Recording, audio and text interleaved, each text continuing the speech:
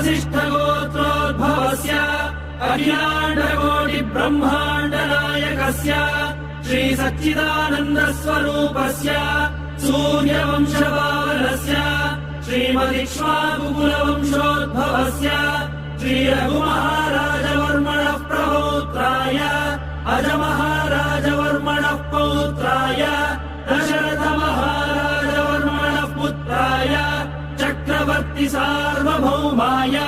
श्रीमहाविष्णु अवतारभूताय Bharatkhand आत्मस्वरूपाय श्रीपट्टाभिरामचन्द्रस्वामिने श्रीरामचन्द्रम् Sita Lakshman